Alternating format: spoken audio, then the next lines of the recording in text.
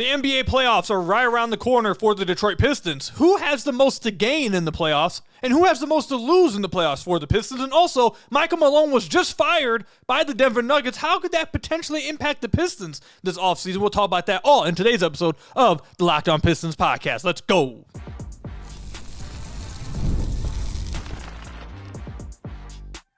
You are Locked On Pistons, your daily Detroit Pistons podcast, part of the Locked On Podcast Network, your team every day. What's the deal? Welcome back to another episode of the Locked On Pistons podcast. Per usual, I'm your host, Ku Khahil. You can find me over on Twitter at Ku Khahil. I want to thank you guys for making Locked On Pistons your first listen of every single day. We are free and available on all your podcast platforms. If you haven't already, head to the YouTube channel at Locked On Pistons. Hit that subscribe button or leave us a 5-star review on whatever podcast platform you're listening to this on. That's another great way to support the podcast. Make sure you're heading over to LockedOnDaily.com. Type in your email. You'll get a Locked On Pistons daily newsletter along with your Locked On Pistons daily podcast. Also, if you want to watch Pistons games, especially the upcoming playoff games, together with the Pistons fan base at home, I'll link down below the playback room where I and the rest of the Pistons fan base watch the games together. Also, if you want to see some of my written work, some of my film breakdowns I've been doing over the last few weeks, I'll link the SUBSTACK down below for you guys as well. We just wrote about Asar Thompson and his recent surge of play as of late. Today's episode, we'll be talking about who has the most to gain and who has the most to lose in the playoffs. And then at the end of the podcast, the Denver Nuggets just fired, surprisingly, Michael Malone. How could that impact the Pistons this offseason? We'll talk about that a little bit later as well. But let's start off with the playoffs coming about 3 games away, week and a half, 2 weeks away. Who has the most to gain on this Pistons roster in the playoffs?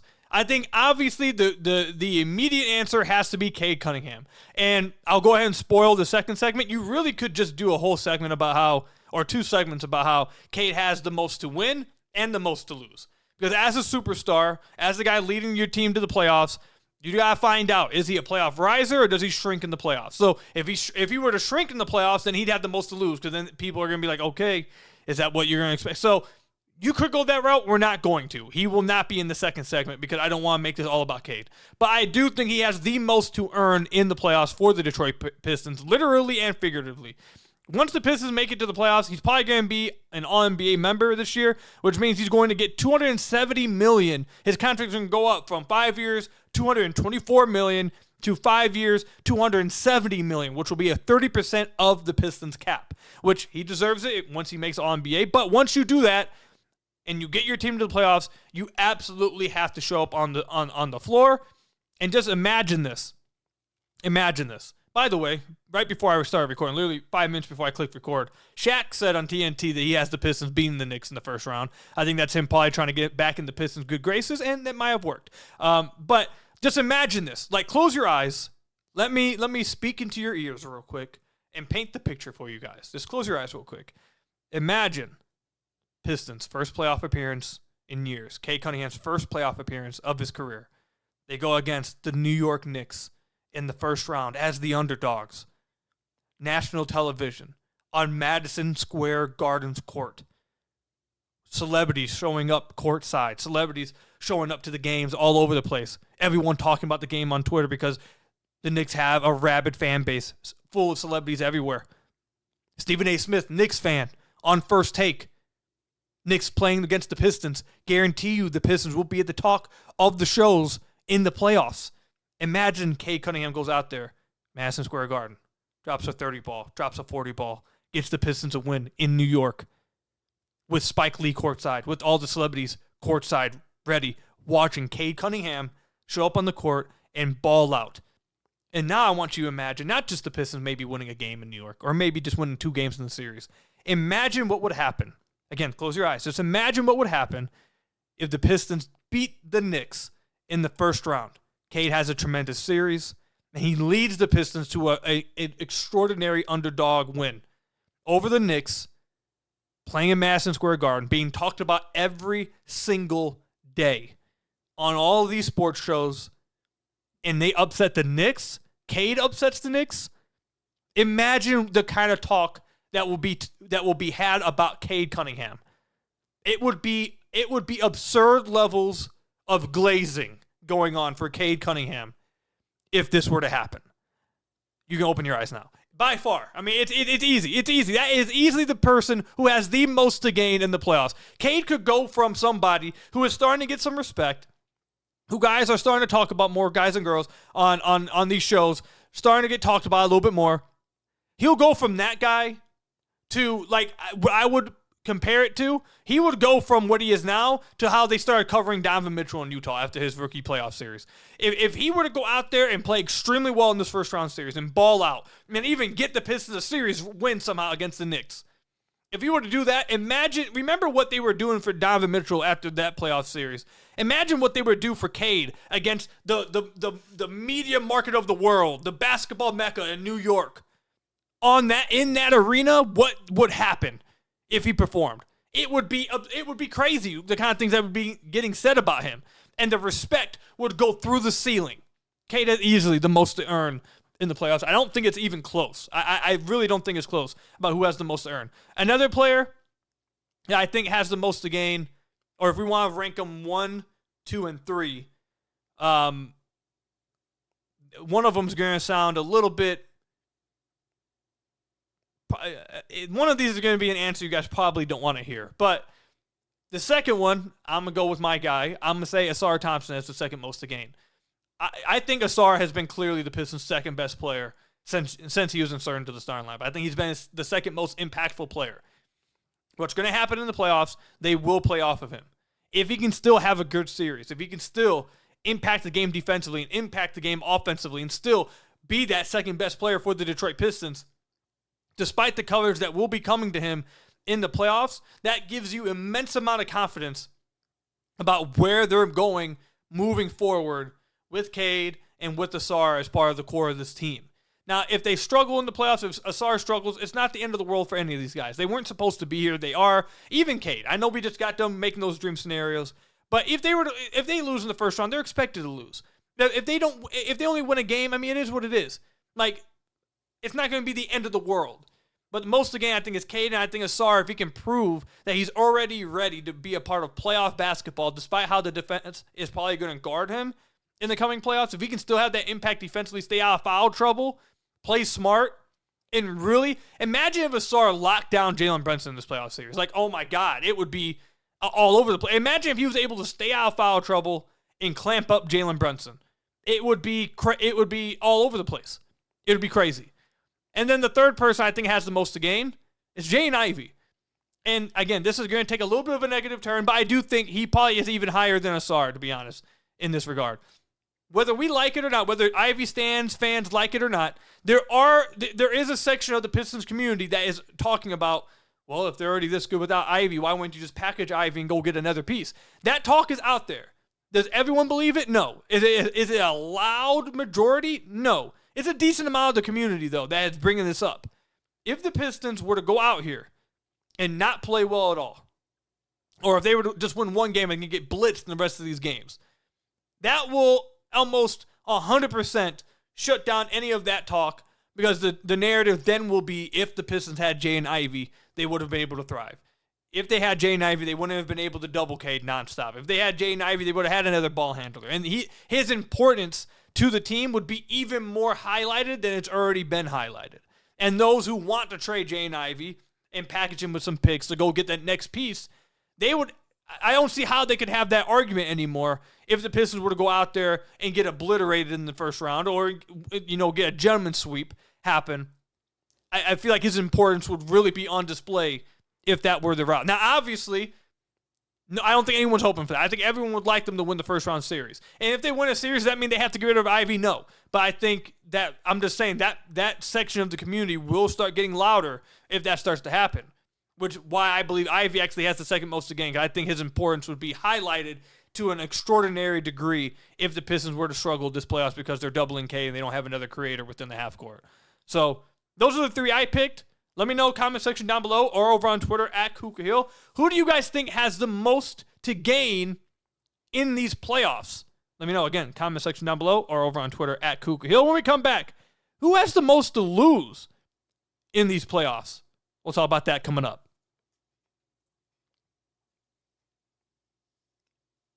This show is sponsored by BetterHelp. Taking care of your mental health is just as important as taking care of your physical health. But traditional in-person therapy can be expensive, often ranging from $100 to $250 per session. That's where BetterHelp comes in. With online therapy, you get quality care at a price that makes sense, saving you time and money. Therapy isn't just for life's toughest moments. It can help with everyday stress, learning how to set boundaries, or developing positive coping skills. Having access to support when you need it can make a huge difference. Your well-being is absolutely worth it. You should visit BetterHelp.com/LockedOnNBA today to get 10% off your first month. That's BetterHelp, HELP.com/LockedOnNBA to get 10% off your first month. Again, having access to support when you need it is absolutely important. It can make a world of difference in your life. Visit BetterHelp.com/LockedOnNBA today to get 10% off your first month with BetterHelp.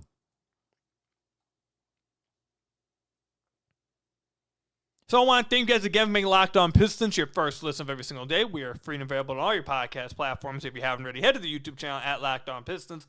Hit that subscribe button or leave us a 5-star review on whatever podcast platform you're listening to this on. That's another great way to support the podcast. LockedOnDaily.com. Head over there to get your Locked On Pistons daily newsletter. Type in your email and you'll have one sent to your inbox every single day. The Substack link will be down below as well for film breakdowns and in-depth articles breaking down the team's play. Also, if you want to watch Pistons games with myself and the rest of the Pistons fan base, I'll link the playback room down below in the description as well. I appreciate all of you guys and all of the support. Now, I've really been I'm just going to go ahead and play it. I've been wanting to play this sound on the podcast, but I haven't found the right time to do it. And I'm really itching to do it, so I'm just going to play it anyways. I don't care. What I said earlier, don't touch me, I'm sizzling. So, whenever, I think what we're going to do is that anytime Cade has a good game, if he has a good game in the playoffs, he has 30 points, 40 points, before I even do an intro, I'm not even going to do an intro. We're just going to start it off with What I said earlier, don't touch me, I'm sizzling. That's my new favorite button. We have a bunch of other sounds here that I'm ready to use, but that's probably my favorite one. I can't wait to use it. But anyways, all right. We talked about who has the most to gain. Who has the most to lose in these playoffs for the Detroit Pistons? This is going to be an interesting list. Like I said in the first segment, I'm not going Cade. You could make an easy argument that Cade has the most to win and the most to gain as a star, as most stars do. It probably is the case almost all the time. I'm not going to do it. I'm not going to make this just an all Cade episode. So if your answer is Cade, just know I understand, okay? I'm purposely not answering him. But outside of Cade, my number one answer, I think this one might surprise some people. First one is Malik Beasley. Malik Beasley signed for a 1-year contract with the Detroit Pistons this past offseason. He signed for $6 million. He signed that 1-year contract because he wanted to come out here, he wanted to play well, and he wanted to play up to another contract. He wanted to play up to a longer term, more expensive, lucrative contract. I'm not saying, and he's had a great year. 300 plus threes, one of 4 or 5 people to do that ever. He did it off the bench. He's been arguably the best shooter in the NBA this year, right next to Steph. He's been incredible for the Pistons. He's been a large part of the Pistons' success. And the Pistons are going to make it a priority to bring him back, and they are huge fans of him. However, if Malik Beasley, who had been up and down the last few years in the NBA, if he, after being up and down and having a good year this year for the Pistons, goes into the playoffs and has a rough series in the first round, if he shoots 28% from the field or from 3, 30% from 3, shoots way below what he's been shooting in the NBA or in the regular season from 3, and that's part of the reason why the Pistons lose. I'm not saying the Pistons would then not want him back. I definitely think they still would want him back. But would it cost him some of that money that maybe he was expecting? Perhaps. Perhaps it could. Could it cost him some years on the back end of his contract? I think it possibly could. The teams who are going to be interested in him, and the team like the Pistons are going to be interested in him, are teams that want to take the next step and want to compete in the playoffs. And if he goes into the playoffs and doesn't play well, there will be a concern of, is Malik Beasley able to play well in the playoffs? Because he's already been up and down over the last few years. Malik Beasley's playing for a contract. He's been playing for a contract all year. He's still playing for that contract right now in the playoffs. He wants a lucrative deal, and he's earned it so far through the regular season. He is playing for a big-time upgrade on that deal. But he has to play well in the playoffs. He has to play well. His last 3 playoff runs, Minnesota in 21-22, shot 32% from deep. His playoff run with the Lakers in 22-23, shot 26% from deep. With Milwaukee, actually played fine in Milwaukee, 23-24, shot 44% from deep. Only 8.8 points a game, but he wasn't getting major tick and he wasn't getting a lot of shots up. But he's been up and down in the playoffs over the last 3 appearances. He's going to have a good appearance this year in the playoffs, or he could potentially be losing money. Potentially. So that's who I have number 1 on the list of people who have the most to lose, because I don't think anyone else. Well, I guess maybe there's one other player that maybe could be also losing money if they don't play well, but I think Beasley might be more of a threat of that than anyone if he plays poorly. The second player that I think has the most to lose for the Pistons in the playoffs is Jalen Duren. Jalen Duren has been great for the Pistons the last 2-3 months. We've sung his praises nonstop, deservedly so. He's been damn good on offense. He's been a great pick and roll partner for Cade. We all know that, but defensively, he's been giving more effort consistently. He's paid attention more often, more consistently on that end of the floor. Playing with Desar Thompson has made him feel more comfortable. He's going after more shots in the paint. He's dominating the glass. He's played extremely well. He's starting to do more with the ball in his hands. He's starting to play, or not starting, he has been playing really well since the beginning of January. However, if the Pistons do match up with the Knicks, and really if they match up with the Pacers as well, because the Pacers have Turner too. If they match up with the Knicks, he will be going against Karl-Anthony Towns. And I'm going to assume that the Pistons' strategy will be to put him on Josh Hart and then put Tobias on Karl-Anthony Towns. I think that will be their strategy. But in the event that that's not their strategy, and even if that is their strategy, the Knicks will call him into pick and roll. Like, they will call Josh Hart into pick and roll and make sure Jalen Duren's a part of the action and have him to guard in space. In the playoffs, there is none of this you being able to hide for a game. In the playoffs, teams are scouting and making adjustments every single game. They are scheming for every single game to beat you as much as possible. You sometimes can slip through the cracks in the regular season. They don't got a lot of time. It's a lot of games. In the playoffs, all that shrinks down, and every single weakness starts to get exposed. For Jalen Duren, you can also say he has a lot to gain then.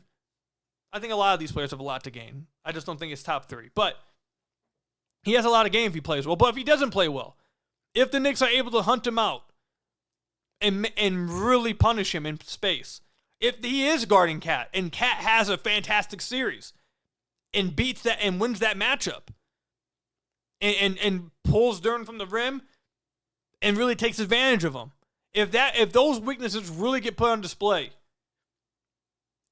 and that becomes the reason why the Pistons lose, I think not only does he have some to lose in the offseason, I think he has playing time that he'll lose in the playoff series.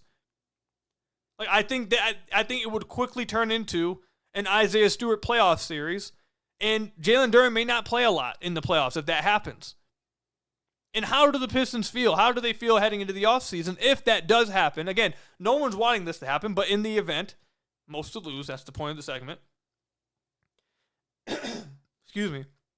In the event that does happen, how do you feel walking into the offseason knowing that you just watched your starting center get played off the floor? Do you feel comfortable giving him this long-term heavy contract still? Possibly so, but does it cause some doubt?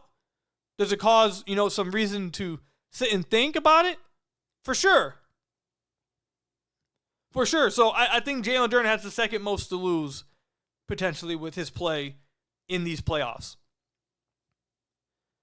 And that's really, I don't really have anyone else that I think, again, you could say Cade. You could say Cade and make this all about him. We're not going to do that. I don't think Tobias has much to lose. Tobias is who he is. Schroeder may not even be on the team next year. Same thing with THJ. Ron Holland's a rookie. Sasser's an end-of-bench guy. Like, Simone Fontecchio is already on his way out, basically, I believe. Isaiah Stewart is a made man. He has his contract. He has his money already. He has his money. He has his long-term contract. He's cool. He's chilling. The other, and then Asar, I think if Asar struggles, he'd be given the grace of, he's a second-year player. Let's see what he comes back with when he actually has offseason, because he didn't get an offseason this last game, or this last season. So I think Asar is going to have a built-in excuse if he doesn't play his best. I think the three players that could get a lot of criticism if they don't play well is Malik Beasley, because he's playing for a contract, Jalen Duren, because he's playing for a contract as well, extension, and his future as the starting big of the future on this team, wants complete confidence in that, and then obviously Cade as the superstar. Is he a playoff riser, or is he going to shrink in the playoffs? Those are the three guys I think have the most to lose in the playoffs this year. Let me know, comment section down below, or over on Twitter at Ku Khahil. Who do you guys think are the three players with the most to lose in the playoffs this year? Again, comment section down below, or over on Twitter at Ku Khahil. Coming up, the Denver Nuggets fired Michael Malone. This could impact the Pistons in the offseason. I'll tell you guys how when we come back.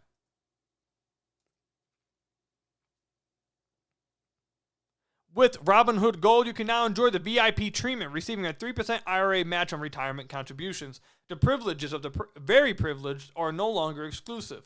With Robinhood Gold, your annual IRA contributions are boosted by 3%, plus you also get a 4% APY on your cash and non-retirement accounts. That's over 8 times the national savings average. The perks of the high net worth are now available for any net worth. The new gold standard is here with Robinhood Gold. To receive your 3% boost on annual IRA contributions, sign up at Robinhood.com/gold. Investing involves risk. Rate subject to change. 3% match requires Robinhood Gold at $5 a month for 1 year from first match. Must keep funds in IRA for 5 years. Go to Robinhood.com/boost. Over 8 times the national savings. Average account interest rate claim is based on data from the FDIC as of November 18th, 2024. Robinhood Financial LLC, member SIPC. Gold membership is offered by Robinhood Gold LLC. Sign up today at Robinhood.com/gold. So I want to thank you guys again for making Locked On Pistons your first listen of every single day. We are free and available on all your podcast platforms. If you haven't already, head to the YouTube channel at Locked On Pistons. Hit that subscribe button or leave us a 5-star review on whatever podcast platform you're listening to this on. That's another great way to support the podcast. All the links down in the description below. Playback Room, Substack. You guys want to check out LockedOnDaily.com so you guys can get a Locked On Pistons daily newsletter. Head over there, type in your email. You'll get that every day with your Locked On Pistons daily podcast. Before we get into this segment, I'm watching this game, this Thunder-Lakers game, while I'm recording. And the Lakers have hit 16 threes, man. I am a Lakers hater. You can go ahead and call it. Sorry, Andy. Sorry, Brian. I am a Lakers hater. If the Lakers are going to continue to shoot 70% from three, 60% from three against the Thunder and hit 45,000 threes in both games against OKC, then I guess they do have a chance. But my God, please, OKC, beat these dudes. Please, please. There's been too much disrespect put on OKC's name. Can't have them losing both times to the Lakers. You don't understand the kind of coverage that will happen. It will be absolutely mind-numbing. Oh, my God. Anyways, all right. The Denver Nuggets just shocked the NBA world today. I'm recording this on the 8th. Shocked the NBA world when they went out 3-4 games before the playoffs, in the middle of a playoff battle, for as high as the 3 seed and as low as the 8th seed in the West. In the middle of all of that happening, they have cleaned house. They fired former NBA champion coach Michael Malone. Someone, according to reports, Nikola Jokic was fond of. He liked him. I think most people knew that, but even after his firing, there's reports saying that Jokic is still a fan of Michael Malone. He likes Michael Malone. Your franchise player it doesn't seem like he wanted him out. And that wasn't the end of it. They got rid of Calvin Booth, their GM as well. They completely cleaned house. What does this mean? It means changes are coming to the Denver Nuggets. They are not running this back with this team. And even before the year started, Michael Porter Jr. said, if we don't win, we know that changes could be coming. We all of us are aware that if we don't win this year, they're probably going to break this group up. And that is exactly what's going to happen. Why is this concerned the Pistons? I think there's 2 players on the Pistons that they would very much like to have. I would like to have on this team. There's two. There's one I would very, very, very, very, very, very, very, very, very, very much would love to have. And then there's another one that I'd like to have him. And here are the two players. We'll start with number one, Michael Porter Jr. I would absolutely love for this team to have Michael Porter Jr. on their squad. I think he is exactly what they need at the 4 position. 6'10". He's gotten much better as a rebounder over the last few years. He flashes at times as a weak side rim protector, but that's not why you want him. You want him because he's 6'10". He's one of the best shooters we've seen. 6'10". Over the last 3 years, he shot 40% from deep on high volume. He's a good cutter. He finishes around the rim. He's a good play finisher. And I'm of the belief, I know some people aren't, I am of the belief that with higher usage and in a bigger role, he could maybe do some more. I think if he was given a bigger role or was asked to shoot more threes or was asked to get more than 13 shots up, he could do more. But even if he doesn't, he's averaging 18 a game on 13 shot attempts right now and shooting 40% from 3 over the last 2 years. Or over the last 3 years on high volume. That at 6'10" with long arms, that spacing ability, that is exactly what the Pistons need at the 4 position. And then you bump Tobias back down to the backup 4 position, and then you would have Michael Porter Jr. and Tobias as your 4s. I think that would wash up their 4 position incredibly well. I would very much like it. I would very much like that addition. Now, I'm not going to talk about trades here. We're going to save trades, like the actual details of what a trade would look like. We'll save that to the offseason. But I will include that he is on a 2-year contract remaining. He's going to be making $38 and $40 million a year. But the fact he only has 2 years left on the contract is good for the Pistons. If it doesn't play well, it's only 2 years, which I don't see why he wouldn't play well. He's a good shooter.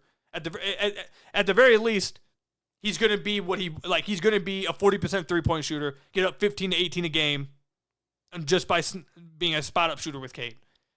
If he plays even better than that, if he has more to unlock in a different role, then you feel good about it and maybe you extend him. If he doesn't play more than that, then it's only 2 years. You can trade him on an expiring. It's not a long-term contract that you're locked into, which is something I'm a fan of at this point in the rebuild. If you want to take a swing on somebody, it can't be a long-term contract because you don't want to be locked into it for a long amount of time. You want to be able to pivot if you have to. I don't think they would have to pivot with MPJ, but again, just if they had to pivot because it didn't work, you can because of a short-term contract. So MPJ, I think they're going to be looking to move him this offseason because they're going to try to blow this up. They're going to try to create cap space. Right now, the Denver Nuggets are over the cap. They're paying $51 million to Jokic. That's going to go to $55 next year. $46 million for Jamal. $38 million for MPJ. $23 million for Aaron Gordon. That launches up to $31 million the following year. They're going to be blowing this up. They're going to be moving some guys. If they are, I think the Pistons should be in on MPJ. The other player that I would have interest in is Aaron Gordon. I've always been a fan of Aaron Gordon. He's an athletic two-way wing at the 4 position, strong, active on the glass, a good playmaker, good short roll playmaker, smart player, plays both. Like, I love Aaron Gordon. The only reason why I'm not as much like excited or wanting him as much opposed to MPJ is because he's not known as a three-point shooter. And the spacing with him, Asar, and Duren could get clunky. Now, I know he's shooting 45% this year, but it's on incredibly small volume, 45% on just 3 attempts. While that is really good to be shooting damn near 50% at any volume, more than 2 shots, it is good that he's hitting that many shots. It is very low volume, and he's been a very inconsistent three-point shooter throughout his career. Just last year, he was 29% on 1.9 attempts. He doesn't take many threes at all. And if he does take threes, he's very inconsistent with it. So that's why I wouldn't be pushing as much for Aaron Gordon, but I would take him. I would take him. He's what they need at the 4 position, a two-way athletic wing who makes the right plays, smart player, all that stuff. Those are 2 guys that if and when, it's not really if, it's when the Nuggets blow this up and trade a bunch of these players. When they do this, Will the Pistons get involved? I think potentially so. They could potentially be getting involved. Now, I expect Michael Porter Jr. to be the guy they move, and I would like it if they went after Michael Porter Jr. Let me know in the comment section down below. Would you be interested in MPJ if the Denver Nuggets do indeed blow it up this offseason?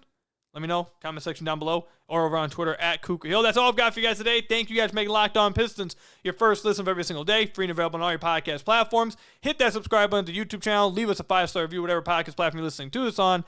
And until next time, I'll see you guys later. Stay safe out there. Till next time, peace out, everybody.